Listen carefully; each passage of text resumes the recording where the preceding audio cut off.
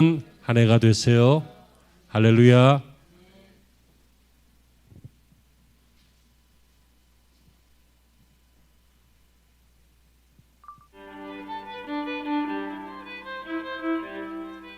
오늘 우리에게 주시는 하나님의 말씀은 구약성경 에스더 4장 15절에서 17절까지 말씀입니다.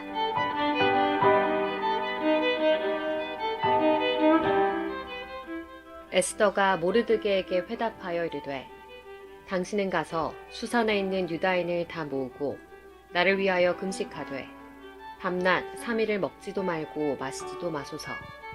나도 나의 시녀와 더불어 이렇게 금식한 후에 규례를 어기고 왕에게 나아가리니 죽으면 죽으리이다 하니라. 모르드게가 가서 에스더가 명령한 대로 다 행하니라.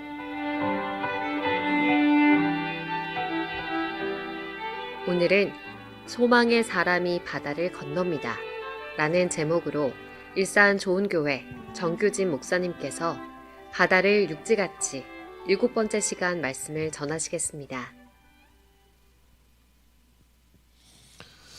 오늘도 좋은 주일 보내시고 하나님의 은혜가 풍성하시기를 축복합니다. 한국에 와서 한국말을 배우면서 살기 시작한 어떤 외국인이 머리를 손질하기 위해서 미장원의 미용실에 갔습니다. 그래서 이렇게 앉아 있는데 저쪽에서 막 제발 살려주세요. 어떤 사람은 죽여주세요. 뭐 그런 소리를 하는 거예요. 그래서 막 놀래가지고 이게 뭔 소리야 하고 한국말이 아직 완전하지는 않으니까 주의 깊게 가만히 들어봤더니 앞머리를 살려주세요. 뒷머리 이쪽은 쳐서 죽여주세요. 뭐 그런 소리들이에요. 그래서 머리카락도 죽이고 살리고 하는구나. 한국말이 참 재미있구나. 뭐 이런 이야기를 했다고 합니다. 사람은 누구나 꿈이 있고 소망이 있습니다. 바람이 있습니다. 우리는 많은 문제 속에서 그 문제들이 해결되기를 바라는 그런 꿈, 그런 소망이 있지요. 경제적인 문제가 있으면 경제적인 소망이 있습니다. 건강에 문제가 있으면 건강에 대해서 소망이 있습니다. 시험을 보거나 당첨이 돼야 되거나 합격을 해야 되거나 어떤 것이 이루어지기를 원하시는 분들은 그 합격이나 아니면 당첨이나 지금 상황에서의 소망들이 있습니다. 그러나 여러분, 사람의 소망 중에 가장 큰 소망은 사는 소망입니다. 여러분, 오늘 내일 죽을 사람이 합격한들 무슨 소용이 있겠습니까? 오늘 내일 만약에 죽는다면 경제적인 문제가 무슨 큰 문제가 되겠습니까? 이 사람에게 가장 중요한 것은 사느냐 죽느냐, 그것이 문제 아니겠습니까? 그러므로 여러분, 우리가 많은 소망이 있지만 인생 중에 그 소망들을 꿈꾸고 그 소망을 이루려고 바라고 또 애쓰고 하지만 그 모든 소망 중에 가장 큰 소망, 죽느냐 사느냐라고 하는 이 큰 문제 앞에서 살기를 원하는 소망, 이 소망이 가장 크다라고 할 수 있습니다. 제가 오늘 말씀을 이렇게 시작하는 이유는 본문으로 돌아가 보면 왕후 에스더 그리고 모르드게 유대인들은 지금 다 동일하게 하나의 소망을 가지고 있습니다. 이 소망은 잘 먹고 잘 사는 그런 거 아닙니다. 민족이 해방되어지는, 물론 나중에 해방됩니다. 하지만 그런 소망은 평소에 가졌지 지금 이 상황에서의 소망은 그것이 아니었습니다. 지금 본문의 이 간절한 소망은 이들이 죽느냐 사느냐라고 하는 생명에 대한 소망이었습니다. 에스더라고 하는 사람은 유대인임에도 불구하고 그것을 밝히지 않고 살고 있었는데요. 어느 날 전 왕비가 축출당해서 이 에스더가 그 다음 왕비로 뽑혀서 아하수에로 왕의 왕비가 되었습니다. 그런데 어느 날 그 나라의 총리였던 하만이라고 하는 사람이 유대인들을 굉장히 싫어하는데 이 유대인들을 완전히 멸절시킬 그럴 계획을 꿈꿨습니다. 그래서 그것을 법으로 만들어서 아주 교묘한 계략을 꾸몄죠. 그래서 왕 앞에 그것을 결국 사인을 받습니다. 왕은 내용을 잘 모르고 사인을 해서 결국 유대인들은 다 죽게 되었습니다. 여러분, 이때 이 왕후 에스더의 소망, 이 소망이 오늘 우리에게 함께 붙잡아야 할 우리의 소망이 되어야 됩니다. 여러분, 이때에서는 어떻게 해야 됩니까? 지금 유대인들은 다 막다른 경우에 내몰리게 되었습니다. 여러분, 살다 보면 이렇게 막다른 경우에 내몰릴 때가 있습니다. 민족이 막다른 골목에 내몰릴 때 우리는 100여 년 전에 경험을 했습니다. 그래서 이 나라가 합방되면서 식민지국으로 완전히 전락해버리고 말았죠. 우리는 한 70여 년 전에도 막다른 길에 내몰리는 한국 전쟁이라고 하는 전쟁 속에 빠지기도 했었습니다. 이렇게 민족적으로 오늘 본문을 포함해서 막다른 곳에 내몰릴 때도 있지만 가문적으로 혹은 개인적으로 우리가 막다른 길에 내몰릴 때도 있습니다. 이 세상이 그리고 권력이 그리고 사단이 위협하면서 우리를 멸절시킬 것처럼 우리를 막 밀어붙일 때 마치 하만이 이런 법을 만들어서 유대인들을 괴롭히다 못해 죽이려고 하는 것처럼 우리가 이렇게 멸절당할 상황이 올 때 여러분 어쩌면 지금 교회가 그런 상황일지도 모릅니다. 이 세상 앞에 이 세상의 권력 앞에 그 뒤에서 배후 조종하고 있는 악한 세력 앞에 지금 교회는 많이 힘을 잃고 성도는 많이 힘을 잃고 멸절당할 위기처럼 보이기도 합니다. 여러분은 어떻게 해야 될까요? 올해 우리는 바다를 육지같이 건너기 위해서 우리 앞에 있는 모든 바다를 가르시는 하나님, 그 하나님과 함께 우리는 승리하면서 육지처럼 건너는 이것을 경험하기를 소망합니다. 그렇다면 여러분 오늘 본문으로 돌아가서 이 본문 속에서 살필 수 있는 내용들은 어떤 것이 있을까요? 무엇이 우리의 인생을 바다를 육지같이 건너게 할까요? 오늘 제목이죠. 소망입니다. 여러분 소망의 사람이 바다를 건넙니다. 꿈만 꾸는 거 아닙니다. 바라기만 하는 거 아닙니다. 이 소망은 어떤 소망이었습니까? 첫째로 생명을 거는 간절한 소망의 사람입니다. 여러분 간절히 소망하십시오. 되다가 되면 좋고 안 되면 말지. 이 정도는 바람입니다. 바람. 이것은 믿음 없는 사람들 다 가지고 있는 것입니다. 되면 좋고 안 되면 말고. 여러분 간절한 것은 그렇지 않습니다. 반드시 돼야 되는 것입니다. 여러분이 시험에서 100점 맞으면 좋겠다 이런 소망을 가지면 좋지만 90점 맞을 수도 있잖아요. 큰 문제 아니에요. 100점 맞으나 90점 맞으나 다음에 또 맞을 수도 있어요.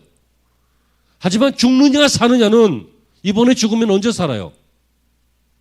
반드시 살아야 되는 것이죠. 그럴 때 하는 것이 간절한 것입니다. 그래서 여러분 시험 보는 사람하고 수술 받는 사람하고 마음의 자세가 달라요. 요만한 문제 때문에 고민하는 사람하고 이 많은 문제 때문에 고민하는 사람하고 당연히 마음의 자세가 다르지요. 그 마음의 자세를 간절함이라고 합니다. 죽느냐 사느냐입니다. 간절한 소망입니다. 읽으신 본문 16절을 다시 보시면 이렇게 되어 있잖아요. 당신은 가서 수산에 있는 모든 유대인들을 모아라. 그래서 나를 위해서 금식해라. 3일 동안 먹지도 말고 마시지도 말고 금식해라. 나도 나의 시녀와 함께 3일 밤낮을 금식하겠다. 그리고 그 후에 규례를 어기고 왕에게 나아가겠다.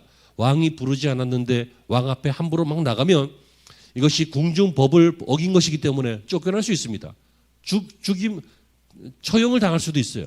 근데 뭐라고 합니까? 내가 규례를 어기고 왕에게 나아가리니 죽으면 죽으리이다. 여러분 왜 이렇게 목숨을 걸어요? 목숨을 거는 이유는 목숨이 걸렸기 때문이에요. 그렇잖아요. 여러분 자존심이 걸린 문제에 목숨을 걸지 마세요. 거기는 자존심만 걸면 돼요. 이해가 되시죠? 서로 이해관계에서 1,000원짜리 문제인데 1,000만 원을 걸지 마세요. 그 바보예요. 1,000원짜리 문제는 1,000원 정도 거는 거예요. 이게 비유기 때문에 이해가 되시죠? 그러나 목숨을 걸어야 할 때 있어요. 왜요? 목숨이 걸려 있잖아. 여러분 막다른 골목에 몰릴 때 사람은 대부분 두 가지 정도의 선택을 합니다. 하나는 어떻게 피해갈까? 피해가는 것이죠. 그래서 예전에 연예인들이나 스포츠 선수들이 군대를 가면은 자기 경력이 단절되니까 군대 안 가려고 막 수술하고 여기저기 고치고 그렇게 해서 피해 갔는데 나중에 또 발각이 되어가지고 어떤 사람은 군대를 2번 가기도 하고 어떤 사람은 형을 받기도 하고 그런 일들이 생겼잖아요. 피해가는 거 좋은 것 같지만 여러분 피할 수 없을 때 있습니다.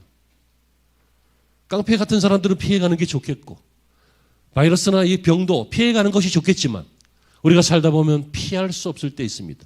막다른 길에 있을 때. 그때는 전공법을 택해야 됩니다. 뭡니까? 부딪혀서 이겨내는 것입니다. 에스더는 바로 이 방법을 택했습니다.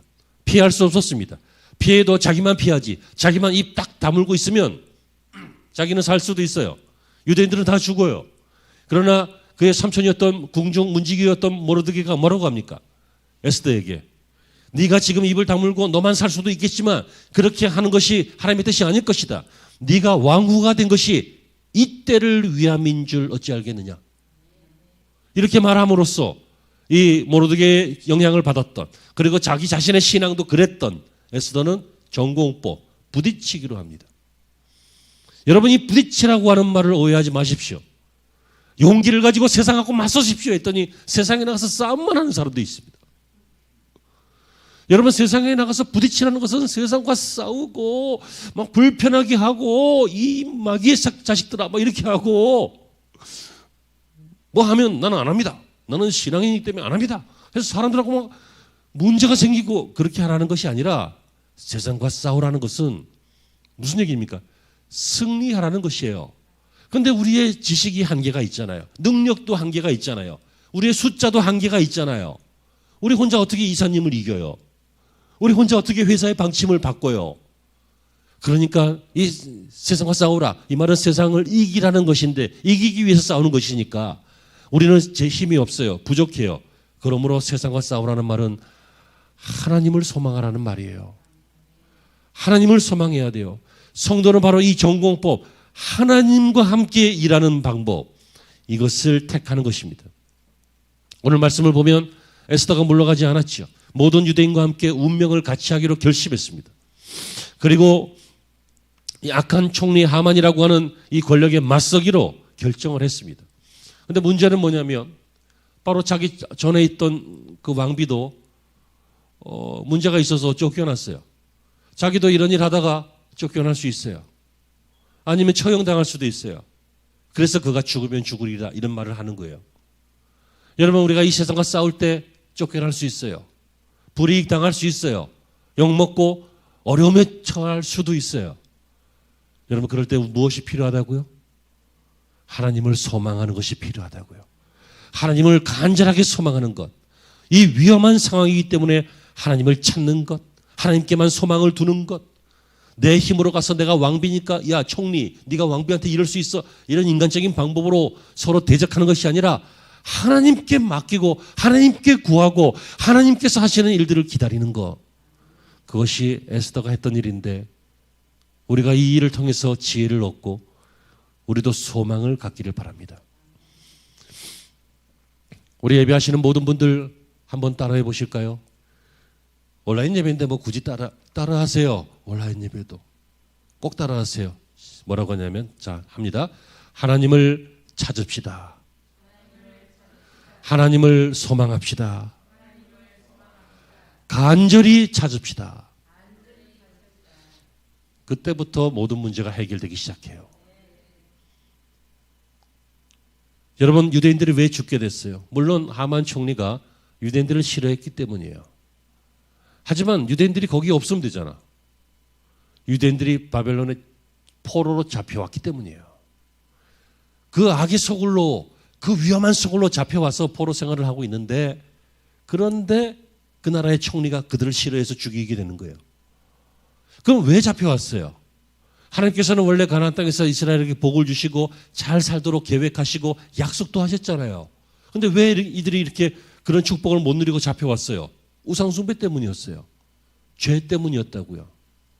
그러므로 이들이 여기에서 죽게 되는 그 이유는 1차적인 이유는 총리 때문이고 2차적인 이유는 포로라고 하는 시대적 상황이지만 3차적으로 근본적인 진짜 이유는 그들 때문이에요. 그들의 죄 때문이에요. 그러니까 그들이 이런 내용들을 알아서 이런 내용들을 모르드게도 알고 에스더도 알아서 하나님 앞에 회개를, 기도를 하고 있는 거잖아요. 하나님, 나 염치 없는데 이번 한 번만 도와주세요. 우리가 죄가 있어서 여기 포로로 끌려왔고 또 여기에서 이 약한 나라에서 우리가 죽게 되었습니다. 하나님, 우리를 불쌍히 여겨주세요. 우리를 살려주세요. 여러분, 지금 밥 먹는 게 뭐가 중요해요? 그래서 3일 밤낮을 금식하면서 하나님 앞에 매달리고 있어요. 죽기를 작정하고 내가 왕 앞에 나갈 거예요. 하나님, 혹시라도 왕이 저거 봐라, 저거 궁중법을 어기고 함부로 행동하네, 처형을 하면 그럼 내가 죽을게요. 하지만 하나님, 우리를 도와주세요. 이게 뭡니까?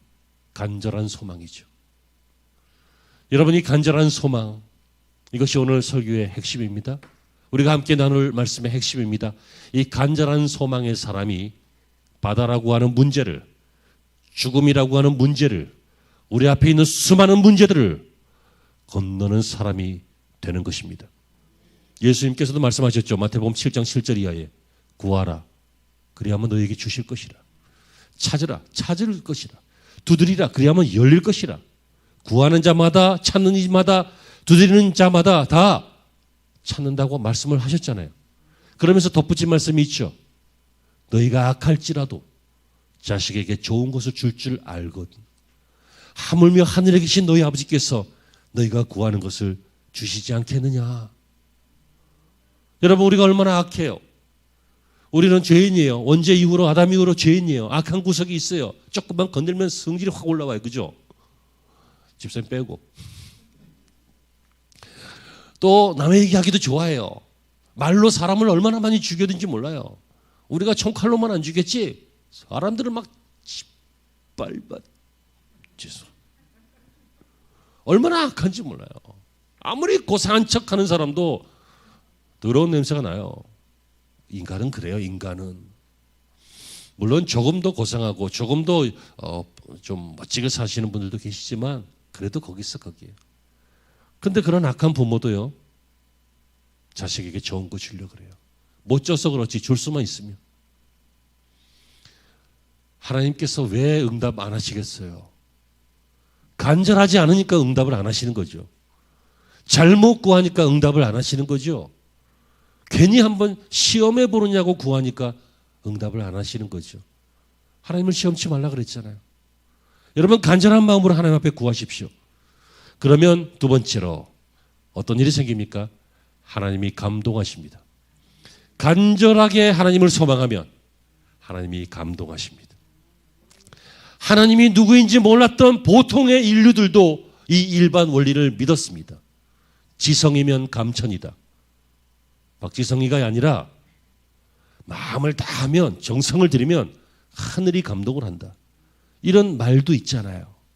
여러분, 이 말은 맞습니다. 우리가 정성을 다하면, 간절하면, 하나님을 정말로 소망하면, 금식하면서 소망하면, 눈물을 흘리면서 소망하고 이 세상 모든 방법을 내려놓고 하나님만 소망하면 하나님이 감동을 하십니다. 여러분, 그 테너 중에요, 안드레아 보첼리라고 하는 이탈리아 출신의 테너가 있습니다. 성악가인데요, 노래를 잘합니다. 도밍고, 그 다음에 이 보첼리, 또 한 사람이 누구죠? 파바로티, 이런 사람들에서 남자 3대 성악가 이런 얘기도 하잖아요. 몰라도 돼요. 늘 성경만 보시느냐고 언제 그런 거 보겠어요. 괜찮아요. 몰라도 돼요. 내가 다 얘기해 줄게요. 이 사람이 너무 노래를 잘해요. 그럼 집에 가시면 오늘 찾아서 한번 들어보세요. 보첼리, 안드레아 보첼리. 그냥 이탈리아 성악가 이렇게 하면 돼요. 너무 잘해요. 목소리가 너무 매력적이에요. 근데 정말 더 매력적인 것은 이분이 눈이 안 보여요. 맹인이에요.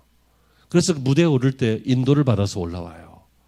그리고는 딱 서서 앞에 관중이 어떤 사람들인지도 몰라요. 몇 명인지도 몰라요. 어떤 표정을 짓는지도 몰라요.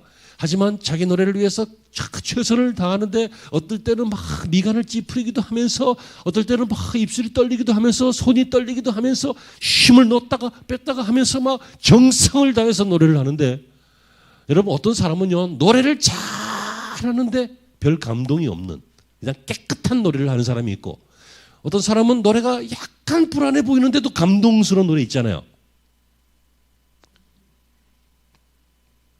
별로 관심이 없는 분야세요? 아무튼 그래요. 정말 정성을 다해서 음을 이렇게 만들어내는데 감동스러워요. 가끔씩 TV에 무명이었던 사람들이 이제 이름을 얻기 시작하는 이런 과정들이 가끔씩 매스컴에 나올 때 있잖아요. 근데 그때 이 사람들이 어떻게 살았는지를 보면 막 정성을 다해서 살았더라고. 최선을 다해서 살았더라고. 그런 거 보면 감동스러워요. 뭐 어느 날 연습생이 막 연습 많이 해가지고 나와서 갑자기 스타 되는 것보다 훨씬 감동스러워요. 여러분, 사람은 그 마음이 언제 움직입니까? 감동을 받아야 움직입니다. 감동. 그래서 차를 움직이는 것은 전기고 휘발유고 경유고 기름이지만, 연료가 차를 움직이지만 사람을 움직이는 힘은 감동입니다. 감동받으면 움직여요. 이해가 되시죠? 근데 그게 왜 그런지 아세요? 우리가 하나님 닮아서 그래요. 하나님의 형상으로 지음받았기 때문에 사람들은 감동할 줄을 알아요. 죄인들은 자꾸만 이 감동이 없어져요. 자꾸만 마음이 삭막해지고 강팍해져요. 감동해야 되는데 감동이 안 돼요. 울어야 되는데 울지를 않아요. 불쌍하게 보여야 되는데 불쌍해지지 않아요. 이게 죄인들의 특징이에요. 근데 우리도 죄인이긴 하지만 그래도 우리는 구원받은 죄인이고 하나님을 닮은 죄인이잖아요. 그래서 우리는 감동을 자꾸 느껴요. 말씀을 듣다 보면 막 감동이 돼요. 좋은 일을 보면 감동이 돼요. 슬픈 일을 봐도 막 감동이 돼요. 그렇죠? 왜 그렇다고요? 자, 온라인 예배 들으시는 분들 모니터에 대고 말씀하세요. 왜 그래요? 우리가 하나님을 닮아서 그렇다고. 하나님의 형상으로 지음받았어. 이 말은 무슨 말이에요? 하나님도 감동하셔야 움직인다는 거예요. 여러분, 간절하게 소망하면 하나님이 감동하시고 우리가 간절하게 소망할 때 하나님이 움직이십니다. 에스더가 살려달라고 울부짖었습니다. 백성들도 3일 동안 금식하면서 울부짖었습니다. 하나님께 기도했습니다. 살려달라고, 용서해달라고. 우리의 조상이 죄를 지어서 우상 숭배자가 되어서 이 땅에 포로로 끌려와서 이렇게 고생하는데 고생으로 끝나지 않고 여기서 멸절당하게 생겼는데 약속의 땅으로 돌아가야 되지 않습니까? 하나님의 나라를 만들어야 되지 않습니까? 하나님, 우리를 불쌍히 여겨주세요. 하나님께서 그 모습을 보시고 감동하셨습니다. 언젠가는 회복시키실 계획이 하나님께 있어요. 하나님은 이스라엘의 회복을 원하십니다. 약속의 백성들이잖아요. 하나님께서 아브라함을 통해서 약속하셨잖아요. 그래서 이스라엘을 회복시키려고 해요. 그런데 감동하시면 더 빨리 회복시키세요. 그러니까 여러분 하나님이 축복하시기를 원하셔요. 여러분 도우시고 여러분들을 인도해 가시기를 원하셔요. 그런데 감동하시면 더 빨리 돼요. 더 잘 돼요. 근데 이 얘기는 괜히 가르쳐줬다. 이 비밀스러운 얘기인데. 마태복음 15장에 보면 예수님께서 가시는데요. 수로보니게 여인이 예수님 앞에 절을 하면서 자기 땅에 병 들었는데 고쳐달라고 하는 장면이 나오지요. 근데 성경을 처음 보시는 분들은 깜짝 놀랄 겁니다. 예수님께서 욕을 하십니다. 자녀들의 떡을 취해서 개들에게 던져주는 것이 옳지 않다. 이 욕이죠. 이 막말입니다. 막말. 깜짝 놀랍니다. 제자들도 놀랐을 거예요. 아니, 물론 당시에 유대인들이 자기들만 선민이고 이방인들을 개처럼 여기는 그런 분위기이긴 했지만 그래도 입 밖으로 그것도 예수님이 그렇게 말씀하시다니 깜짝 놀랐을 것입니다. 듣기만 해도 기분 나쁘지 않아요? 비유를 하려고 했더니 하지 말아야 되겠다. 비유를 하기에도 기분 나쁘다. 집사님, 그죠? 너 집사님 보고 이 견자재분아 아시지? 그러면 지금까지 받은 은혜 왕창 깨지고 앞으로 받을 은혜 다 차단되고 기분 나쁘잖아요. 그런데 이 여인이요, 얼마나 지혜로운 여인인지 몰라요. 여러분, 자기 자존심이 지금 중요해요? 자기 딸 낳는 게 중요해요? 그거잖아요. 예수님은 고쳐줄 수 있는 분이라는 것을 수도 없이 많이 들었고 본 사람들도 있고, 그렇죠? 그럼 이분만이 소망이죠. 그럼 이분에게 간절히 매달려야 되죠. 근데 지금 자존심 상했죠. 자존심 상하니까 안 매달리고 싶죠. 하지만 안 매달리면 딸 못 고치잖아. 선택을 하셔야 돼요. 정말 간절하다고 하는 것은 그 무엇으로 대치되는 것이 아니에요. 다 내려놓는 거예요. 이 여인이 뭐라고 합니까? 너무너무 지혜로운 사람이에요. 이 사람 자존심 없겠어요? 선지자라고 내가 믿고 왔더니 날 보고 개라고? 얼마나 마음이 아프겠어요. 물론 이것을 신학적으로 해석하면 다른 뜻도 있지만 지금은 신학 시간은 아니니까. 그때 여인은 이렇게 말합니다. 주여 옳소이다. 나는 옳소이다마는 개들도 주인의 상에서 떨어지는 부스라기를 먹습니다. 그러니까 그 부스라기 은혜라도 달라는 거예요. 하나님께서 유대인들을 사랑하시고 유대인들을 축복하시고 메시아를 보내시고 이 메인 디시, 이 만찬을 주시는 거 옳습니다. 하지만 이방인들에게도 복음의 부스라기를 주셔요. 은혜를 좀 나눠주세요. 여러분, 그랬을 때 예수님께서 어떻게 되셨어요? 감동을 하셨습니다. 감동을. 여인아, 내 믿음이 크도다. 내 소원대로 되리라. 했더니 그 시로 그 딸이 나은지라. 여러분, 주님을 감동시키신 적 있으십니까? 여러분, 주님을 놀래키기만 했잖아.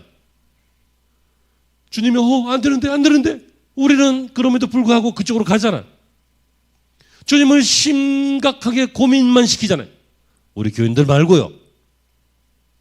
우리 교인들 말고요 라고 하는 것이 사실이 아니라는 것을 아니지 않습니까? 여러분, 주님을 감동시킬 고민을 하시기 바랍니다. 주님을 감동시키기 위해서 우리 마음의 간절함을 하나님 앞에 표현하시기 바랍니다. 그때 주님께서 감동하시면 일하십니다. 그때 이스라엘을 살리십니다. 그때 우리를 살리십니다. 마지막입니다. 결국 이런 인생이 소망의 인생인데 성도는 소망의 인생을 살아가는 순례자들입니다. 창세기 47장 9절에 보니까 야곱이 바로에게 이렇게 얘기합니다. 내 나그네 길의 세월이 130년이니이다. 내 나이가 얼마 못 되니 우리 조상의 나그네 길의 연초에 미치지 못하나 험악한 세월을 보내었나이다. 여러분, 야곱이 살면서 험악한 세월을 살았다고 합니다. 야복강가에서 하나님께 막 간절하게 부딪히면서 환도뼈가 부러질 정도로 여호와의 사자와 붙잡고 막 매달렸던 그 기도의 경험, 또 제일 낮은 도망자의 자리에서 거부가 되어서 고향으로 돌아오는 그런 경험, 나중에는 아들이 죽은 줄 알았지만 애굽에서 총리가 되어서 그 아들을 다시 만나게 되는 그런 놀라운 경험, 이런 것들을 많이 했던 사람이에요. 이렇게 130년이나 살면서 자기의 삶을 돌아봤더니 나그네 삶이더라.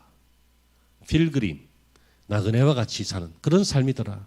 여러분, 나그네가 무엇입니까? 나그네는 순례자입니다. 나그네는 고향을 사는 사람이 아니라 고향을 떠나서 살다가 고향으로 돌아가는 사람, 그 사람이 나그네입니다. 저와 여러분의 고향은 천국입니다. 우리 하나님의 나라입니다. 그러므로 오늘도 저와 여러분들은 열심히 살아가는데, 열심히 걸어가는데 천국을 향해 걸어가는 것입니다. 저 높은 곳을 향하여 날마다 나아갑니다. 우리가 아까 찬양했잖아요. 이 에스더의 기도는 응답받았어요. 하지만 응답받고만 끝나는 게 아니었습니다. 이걸로 말미암아 이스라엘이 다 하나님을 다시 발견하고, 그리고 훗날 하나님의 축복으로 바벨론에서 해방되어서 축복의 땅으로 돌아가게 되었습니다. 하나님의 응답은 이 문제만 해결하시는 것이 아니라 이 문제를 통해서 우리의 믿음을 회복시키시고, 우리의 믿음이 회복되었을 때 하나님의 약속도 회복되게 하시는 것, 그것이 하나님의 응답의 내용들입니다. 사랑하는 성도 여러분, 오늘 말씀은 여기까지입니다. 위기 때에 방법이 없다면 그게 정말 위기입니다. 위기인데 아무 방법이 없어요. 위기죠. 위기 때에 방법을 찾지 않는 것, 이건 정말 위험한 일입니다. 여러분, 위기인데 왜 방법을 안 찾아요? 찾아봐야죠. 어떤 사람은 위기인데 위기인 줄 생각도 못하는 사람이 있어요. 이것은 죽을 일입니다. 망할 일입니다. 그러나 여러분, 위기 때에 하나님께 소망을 두고 하나님을 간절히 찾는다면 하나님이 감동하실 것이고 우리를 위해서 일해 주실 것이고 나그네 된 이 세상을 건너가서 바다를 건너가는 기적을 보여주실 것이고 은혜의 시간, 약속의 시간, 이 시간들을 우리에게 펼쳐 주실 것입니다.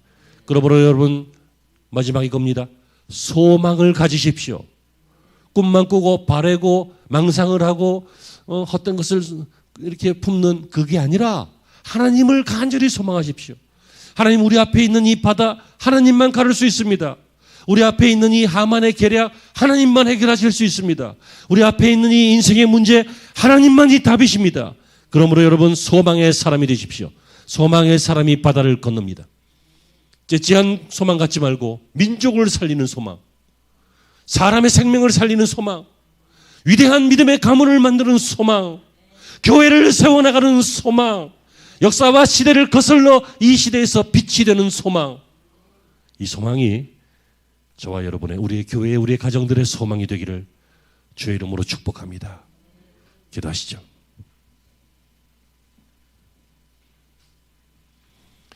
하나님, 오늘 받은 말씀 중에 온전치 않은 것들을 사하시옵소서. 그러나 기억할 말씀 우리 마음속에 잘 박힌 모처럼 박혀 있게 하셔서 어떤 경우든지 소망을 잃지 않게 하시고 진지하고 간절한 사람이 되게 하셔서 하나님과 더불어 일하는 인생이 되게 하여 주시옵소서.